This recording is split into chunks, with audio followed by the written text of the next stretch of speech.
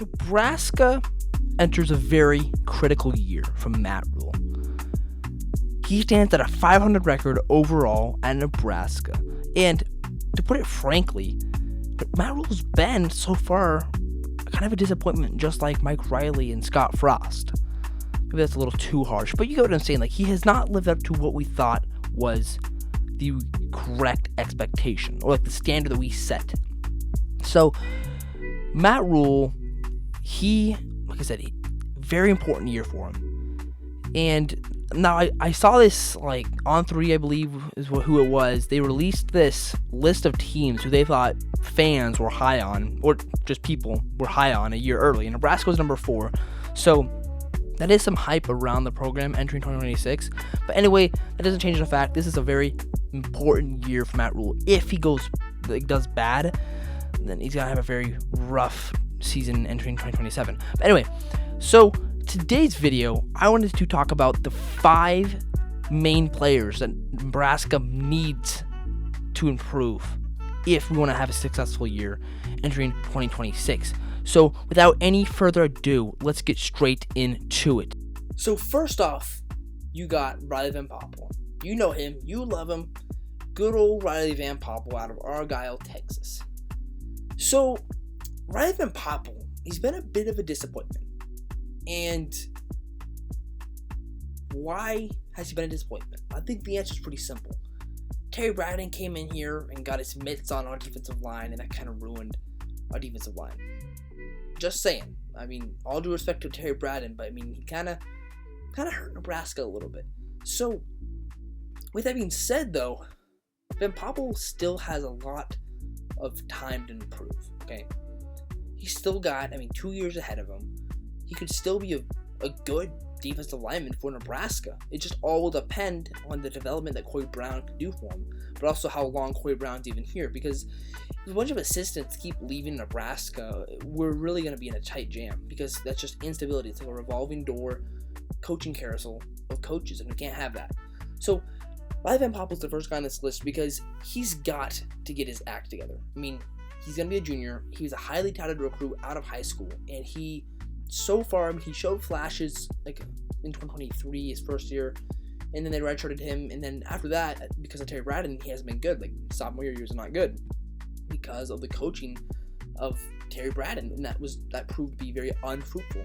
And so Corey Brown, he's a guy that knows what he's doing. Is he Elijah Robinson? No, he's not, but I'd argue he's probably a better coach than Terrence Knighton. He's coached longer, coached defensive lines longer, and I think he's developed better linemen, in my opinion, than Terrence Knighton, but that's a topic for another day. I think Riley Van Poppel, if he wants to make the jump and be a Nash shot maker or Ty Robinson 2.0, he's got to do it, really this year, because if he is anything like he was last year, he's not going to, at that point, he's not going to improve much. Our defensive line needs someone to step up, and it has to be, Owen Stoudemire, sure, he might be good if he's healthy. Gabe Moore, who we'll get to in a moment, could definitely be another prospect. Josiah Whittington, yeah, he should be good. He has a lot of high upside, but we need Van Poppel to be that strong defensive tackle to just take care of, the double teams, be a big plug, and that's what we need from him. So that's why I put him here, because if we want our defensive line to be good, we need him, linemen like him to step up. But let's get to number 4 on this list. Number 2 on this list. I thought about doing it backwards. I meant number 2 on this list. And it's good old Gabe Moore. So he is really another guy that has a lot of potential. He has a lot of potential. He has lots. He could be a very good player for Nebraska. He's going to be a junior, just like Van Poppel. They're actually the exact same height. He's just 5 pounds lighter. So this is what I want to say about Van Poppel, or Gabe Moore, excuse me. Like Van Poppel, they both, in my opinion, were on the cusp of being good. Had they both been coached by Terrence Knighton this last year, they both probably would have been very good linemen. Because you know what? They probably maybe had more potential than Ty Robinson. Possibly. I don't really know. I guess I don't really remember Ty Robinson. When he was kind of bad back in the day.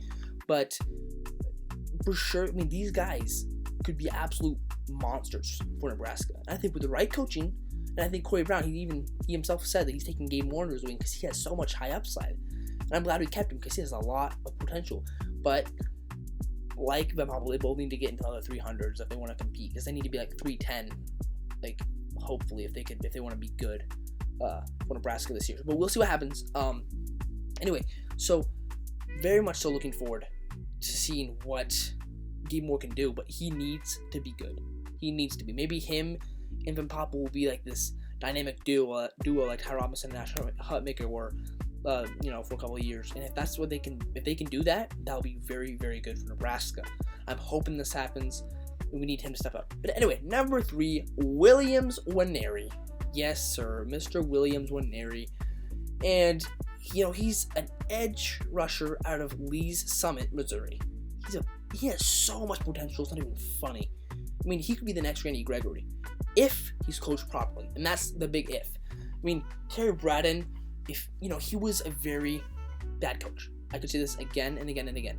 He's still learning. He doesn't really know what he's doing in college football, coaching in the Big Ten. So, Williams Nwaneri, he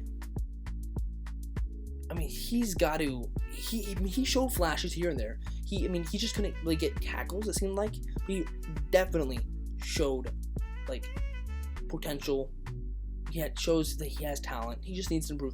And this is where I get to the coaching part. Roy Manning, who thankfully followed Rob Orich to Nebraska, and probably will stay as long as Rob Orich stays. Maybe he might stay longer, who knows. Because of what he did at San Diego State, we're hoping he can transition that to the Big Ten for Nebraska. Because, while people are saying, why don't we get his edge rusher out of San Diego State? Well, in my personal opinion, while it would have been great to get that edge rusher, I'd rather get the coach that made him that way if I had to choose between one or the other. Because literally, Roy Manning being able to do that, that's exactly like the stepping, the ladder that he should be climbing in order to climb the ranks of college football.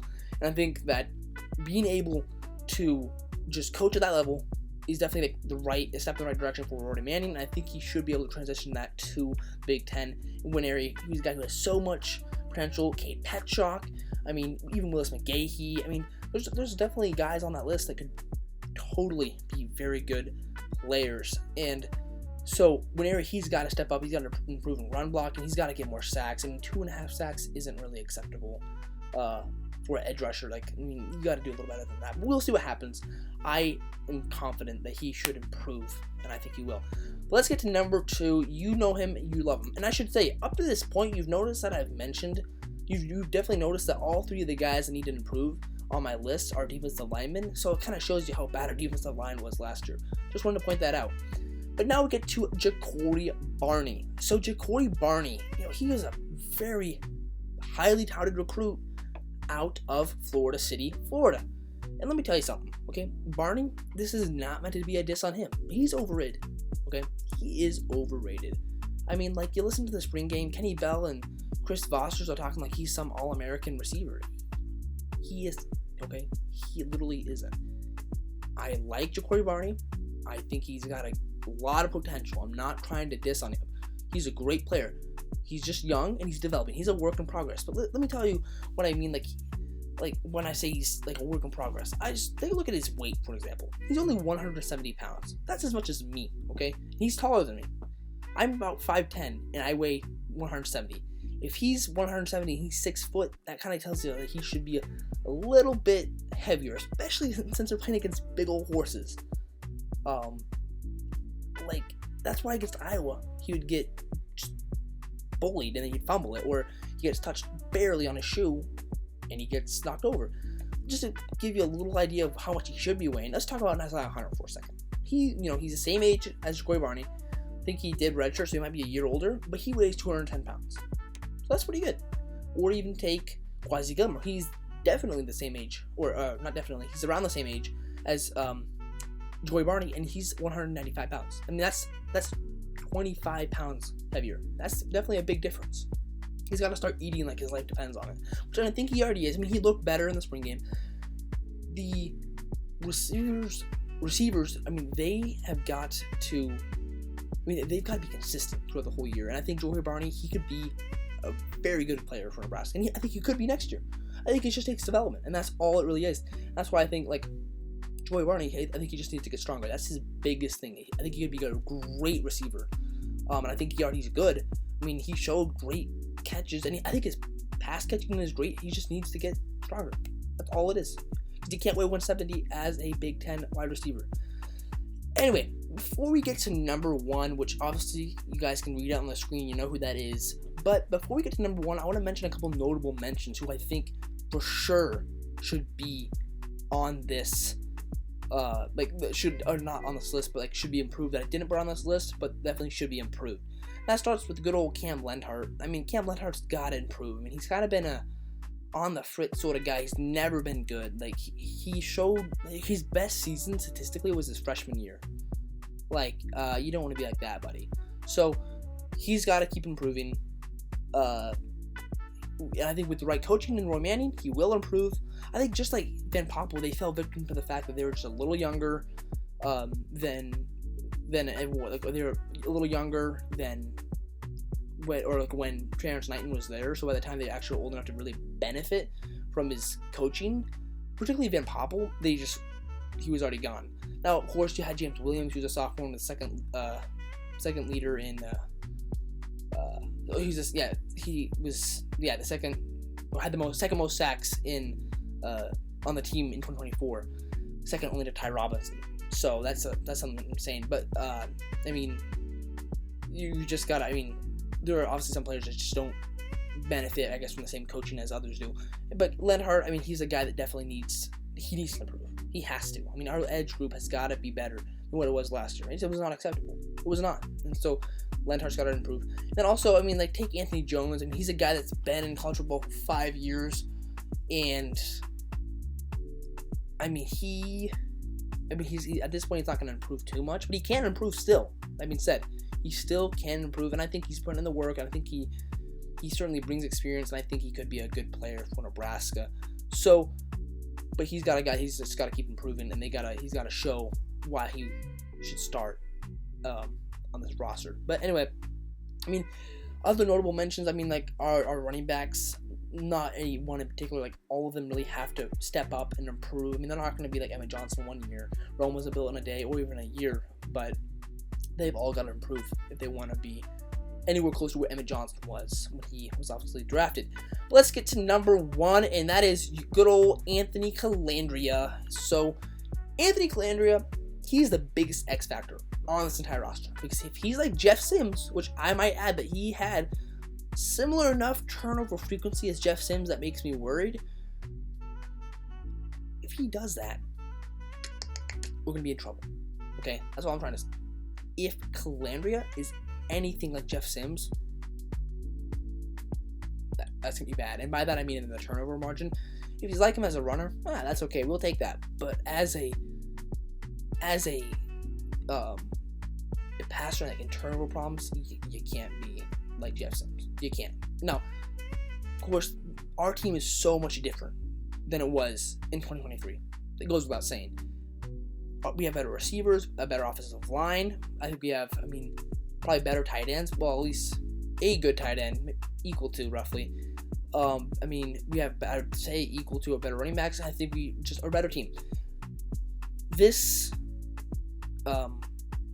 year, for Calandria, he's got to step up. And I think, of course, we didn't have a quarterback's coach in 2023. Keep that in mind. Glenn Thomas did not come to Nebraska until 2024. So I think Calandria,